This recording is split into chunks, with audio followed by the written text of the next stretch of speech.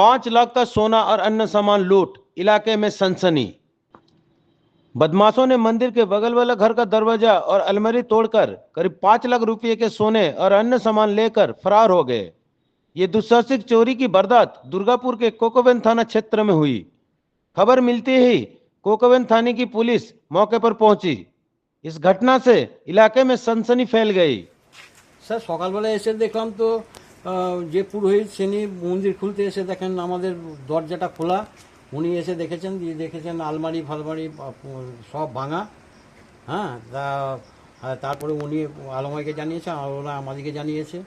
আমরা এসে দেখছি হ্যাঁ সত্যিকারে কিছুই নাই, সব কিছু সোনা দানা যা ছিল সবকিছু। আপনাদের আমাদের ঠাকুরের বাসনপত্র ছিল, কিছু সিঙ্গারের জিনিসপত্র কিছু ছিল, বাবার যেমন চাঁদির জিনিসপত্র, জানি চোখ ছিল। তো মোটামুটি যা আমাদের আইডিয়া হচ্ছে বাসন কোসন নিয়ে মোটামুটি সোনা ফোনা নিয়ে 5 লাখ মতো গেল মন্দির থেকে, এরকম একটা আন্দাজ করছি।